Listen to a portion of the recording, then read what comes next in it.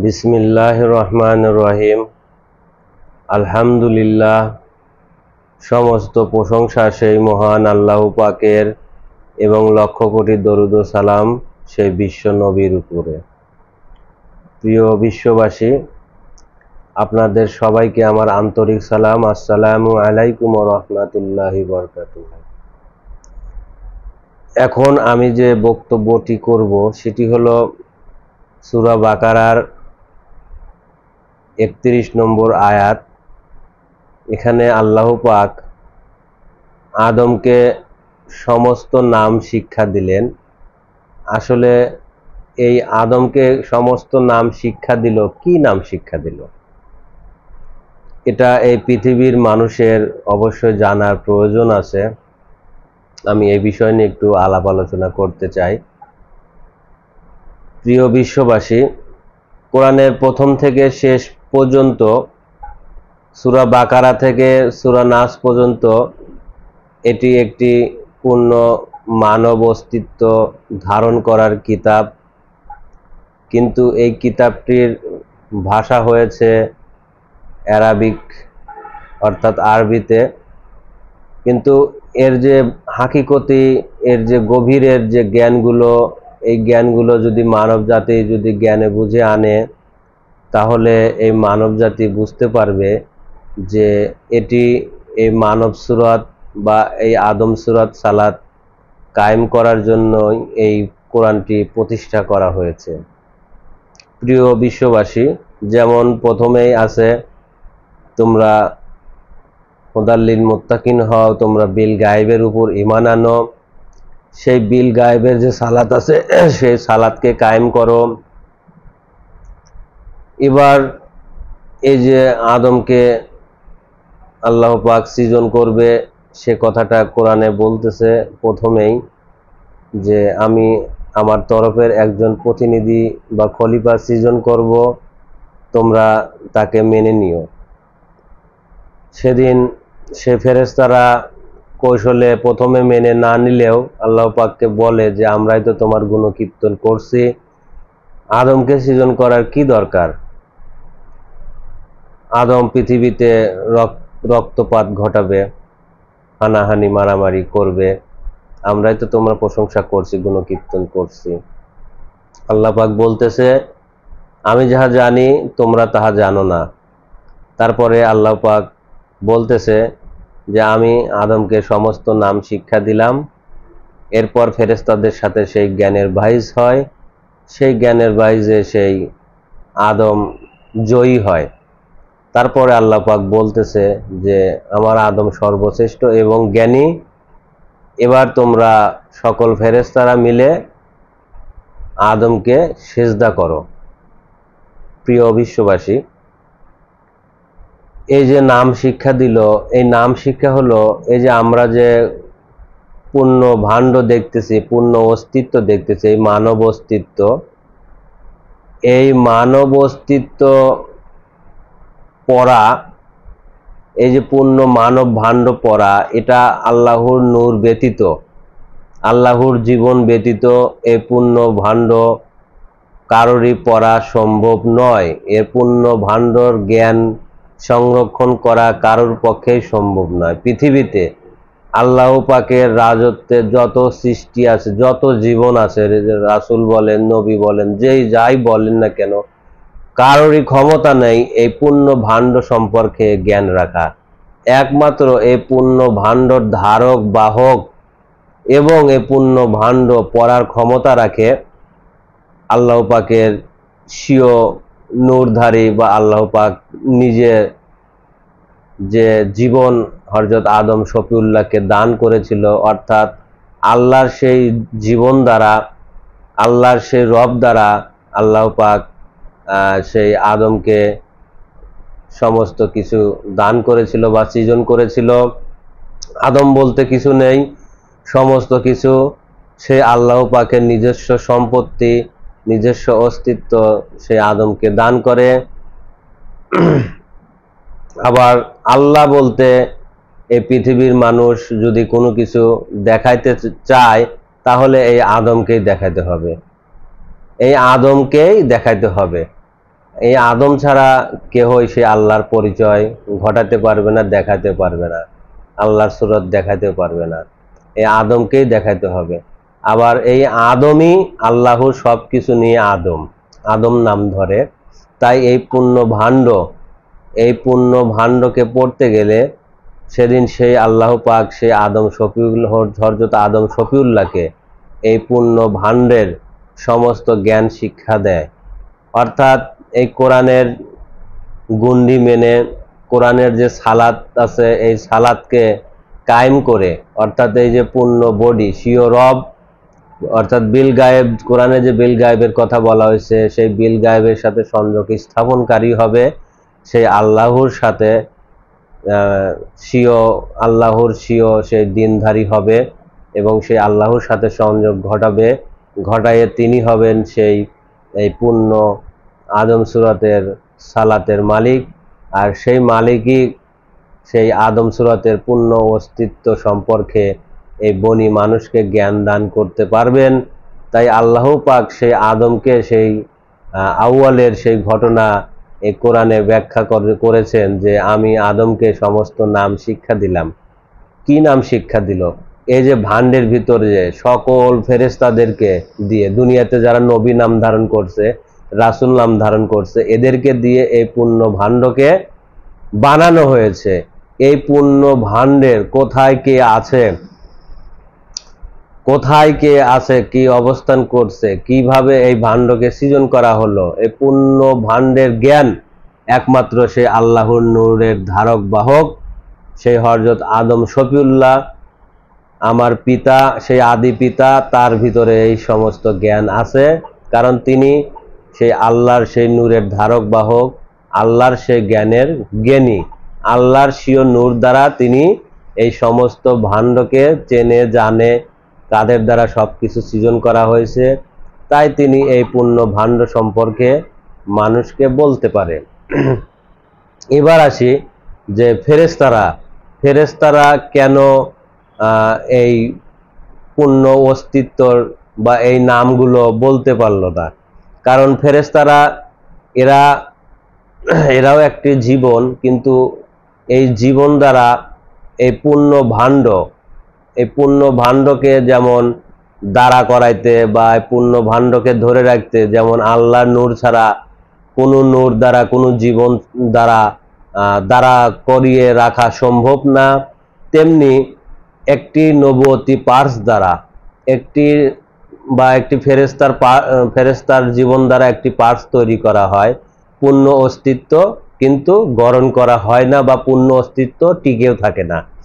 তাই একটি নবুয়তি পার্স দ্বারা এই পূর্ণ যে এই নবুয়তি জীবন ধরবে, এই পূর্ণ অস্তিত্ব যে জ্ঞান আছে বা পূর্ণ অস্তিত্ব কারা কারা আছে এটা বলা একজন নবীর পক্ষে বা একজন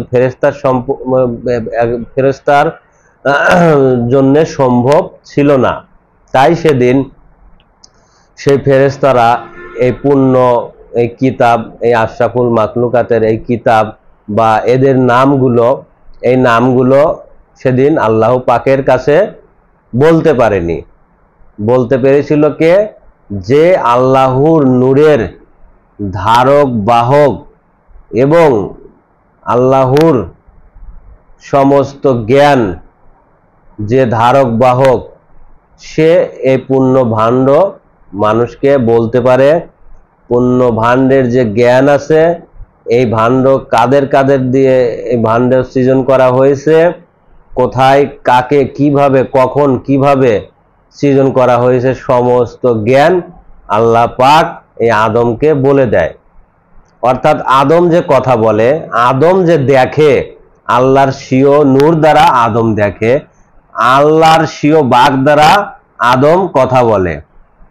এবার আসি, তাহলে আমি কি সেই আদম? না, আমি সেই আদি আদম না, আমি সেই আদম সন্তান, আমিও যাতে আদম, কিন্তু আমার যে প্রাণপ্রিয় মুর্শিদ ইনি হলেন সেই আদি আদম। অর্থাৎ ইনি কথা বলছেন আল্লাহর স্বীয় নূর দ্বারা, ইনি দেখছেন আল্লাহর স্বীয় দিন দ্বারা, অর্থাৎ ইনাকে শিক্ষা দিছে আল্লাহ নিজে, আর ইনি আমাদেরকে শিক্ষা দিছে। প্রভেদ প্রভেদ এতটুকু যে আল্লাহকে শিক্ষা দিছে, আল্লাহ শিক্ষা দিছে হযরত আদম শফিউল্লাহকে, আর আদম শফিউল্লাহ শিক্ষা দিছে এই বনি মানুষকে, অর্থাৎ আমাকে এবং আমাদের আরো হেদায়েতি ভাই বোন আছে এদেরকে। বিষয়টা বিশ্বের মানব জাতি বোঝা দরকার। আমাকে জ্ঞান দান করছে, আমাকে সালাত দান করছে, আমাকে রব দান করছে সেই আদি আদম, অর্থাৎ আমার প্রাণপ্রিয় মুর্শিদ, বেলায়েতের মূল মুর্শিদ আমির আলী ওরফে আদম নূর আমাকে তার নিজের রব শক্তি, শ্রবণ শক্তি, দৃষ্টি শক্তি এগুলো আমাকে দান করছে, তার সালাত আমাকে দান করছে। আর তাকে দান করছে কে? আল্লাহ পাক নিজে।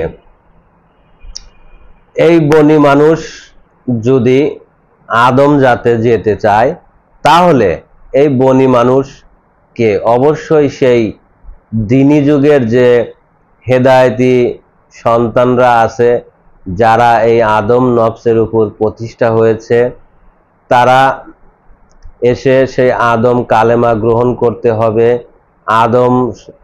আদম জাতের জাতীয় দীক্ষা নিয়ে তাদের সেই পরীক্ষার ভিতর দিয়ে তাদেরকেও এই মানব জীবন উত্তীর্ণ করতে হবে। তো প্রিয় বিশ্ববাসী,